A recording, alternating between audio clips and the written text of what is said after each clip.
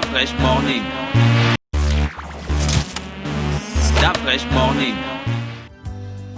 Comme tous les jeudis, on retrouve Jean-Paul dans le Da Fresh Morning. Jean-Paul, bonjour. Bonjour Da Fresh. Comment tu vas ce matin? Ça va très bien. On repart combien d'années en arrière? Bon, on va pas loin, on va 84 ans en arrière. Ah, c'est loin quand même.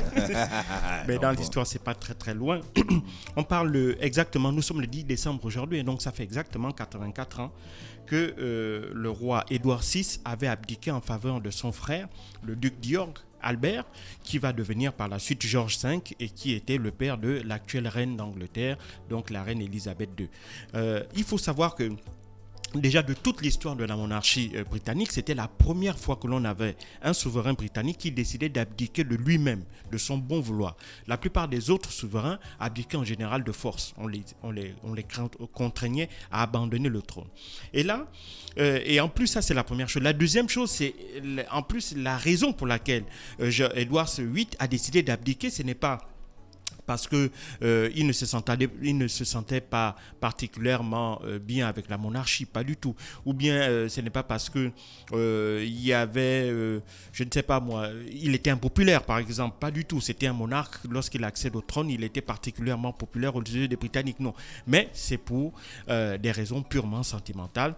Il est amoureux d'une femme qui s'appelle Wallis Simpson, et cette femme, elle est américaine, c'est une roturière, et elle a la particularité d'avoir été doublement mariée et doublement divorcée. Et donc au sein de la tradition britannique, ils aiment ça chez la reine Elisabeth, là. Ils aiment les histoires comme ça. Voilà. Et donc dans la tradition monarchique, eh ben, le roi ne peut épouser une roturière, et pire encore, une femme bon, la roturière, c'est une personne qui n'a pas une origine noble, mais ça encore aujourd'hui, et même à l'époque, c'était quelque chose qui pouvait passer, mais ce qui ne passait particulièrement pas, c'est le fait que, évidemment, Wallis Simpson était 2 fois divorcée. Donc, elle avait déjà été mariée, et donc le principe voudrait qu'en général, le monarque épouse une femme, de préférence vierge. Si elle ne peut pas être vierge, au moins qu'elle n'ait jamais été mariée, qu'elle n'ait jamais eu d'enfant d'une autre relation. Et malheureusement pour Édouard VIII, eh ben, lui, il est tombé follement amoureux de cette femme-là, et lorsque, évidemment, il essaye de l'imposer un peu par la force aux autorités, enfin aux responsables de la noblesse britannique, eh ben, voyant le refus catégorique, notamment de cardinal d'Edimbourg, qui est un peu le dépositaire religieux un peu de la monarchie britannique, eh ben, lui, il va donc comprendre qu'évidemment, il ne pourrait pas, tant qu'il restait monarque, donc roi d'Angleterre, et des empires qui vont, et de l'ensemble de tous les royaumes qui sont sous l'autorité de la couronne britannique, eh ben, il ne pourrait pas, tant qu'il était monarque, eh bien, il ne pourrait en aucun cas épouser Wallis Simpson. Et donc, il va décider de faire un choix drastique. Et donc, entre choisir sa femme, entre choisir l'amour de sa vie et choisir la couronne, eh ben, il décide de choisir la couronne de sa vie. De choisir, pardon, la femme de sa vie. Et donc, il décide...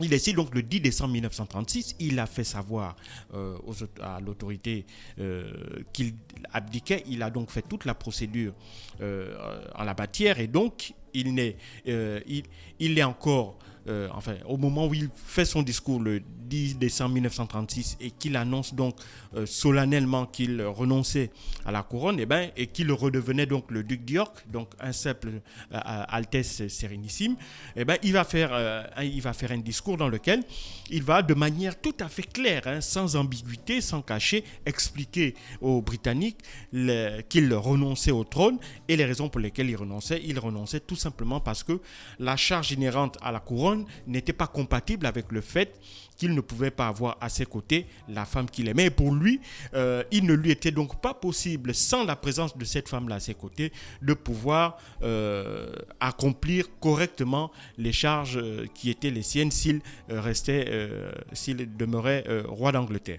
Et donc, Wallis Simpson, qui est parti en fait, qui n'était plus à Édimbourg, donc qui avait quitté un peu le palais Windsor quelques jours auparavant pour se réfugier au sud de la France chez des amis à elle, semble-t-il après une énième dispute avec Édouard VIII, eh ben, elle apprend donc comme tous les Britanniques à la radio, surprise, stupéfaite même de comprendre que son amant avait décidé par amour pour elle de renoncer à la couronne. Et donc, certains des témoins qui étaient là disent qu'elle a piqué une colère noire et donc elle va le traiter un peu de stupide parce qu'elle ne comprenait pas que quelqu'un avec autant donc de pouvoir, parce que le fait que vous soyez le roi d'Angleterre vous conférait un pouvoir qui était réel. Et donc pourquoi quelqu'un renoncerait-il au pouvoir pour une femme? D'autant plus que elle, en tant que roturière, elle s'est battue pour être justement proche d'un roi, pas proche d'un simple individu lambda, un simple concitoyen. Elle voulait être peut-être pas l'épouse, mais au moins la maîtresse d'un monarque. Donc pour elle, ben oui, pour elle, elle a très mal vécu. Elle a très mal vécu au moment où elle apprend que Édouard VIII avait décidé de renoncer au trône pour elle. Elle était intéressée? Mais bien sûr, elle n'a jamais caché qu'elle était intéressée. Toi-même, est-ce elle n'a jamais caché intéressé qu'elle était intéressée. Donc, elle a piqué une colère. Et donc, elle va voir cela comme étant un double échec de sa part. Échec d'abord du fait qu'elle n'aurait pas pu, du fait qu'elle était déjà divorcée, épouser un roi. Et deuxièmement, le double échec, c'est que le roi sur lequel elle a pu mettre le grappin a décidé de renoncer à la couronne justement pour elle. Et lorsque l'on s'intéresse justement un peu plus près à la vie d'Édouard VIII, on comprend un peu les raisons, la personnalité assez atypique de ce monarque-là. Alors, il faut savoir que lui, il est né en 1894 en Angleterre. Et donc, comme la plupart des membres des monarchies de cette époque-là, il est balancé entre un père qui est tyrannique et qui est particulièrement dur envers ses enfants, et une mère qui est certes présente, elle est aimante, mais elle est aussi parfois, la plupart du temps, absente. Et donc, il est ballonné entre ce père tyrannique, cette mère certes aimante, mais qui est tout le temps absente, et des nounous qui sont totalement catastrophiques en termes d'éducation. Et donc, il va avoir, selon ses propres termes, une enfance terriblement malheureuse en Angleterre. Et donc, à partir de son adolescence, eh ben, il va décider d'essayer de reprendre un peu sa vie en main. Il va essayer maintenant de se bâtir une certaine personnalité. C'est quelqu'un qui prend énormément soin de son image, de son apparence, et c'est quelqu'un qui aime particulièrement la présence féminine autour de lui. Donc, et puis, c'est quelqu'un qui, même s'il ne l'a jamais laissé paraître, en réalité, il accomplit les missions, les tâches qui sont les siennes en tant que de prince héritier du trône. Mais derrière cette façade-là, il y a quelqu'un qui est extrêmement malheureux, qui est extrêmement mal dans sa peau, mais qui essaye quand même de, tant bien que mal, essaye de répondre aux missions qui sont les siennes. Et puis, quand éclate la Première Guerre mondiale, il a 20 ans, il demande donc l'autorisation à son père de pouvoir aller en guerre, ce que son père évidemment refuse. Il se retourne donc vers même les officiers, les responsables de l'armée britannique pour demander, parce que lui, il veut absolument faire valoir sa bravoure, mais les autorités, les chefs militaires britanniques lui font savoir que, il demande d'abord pourquoi est-ce qu'on lui refuse le droit d'aller se battre au front,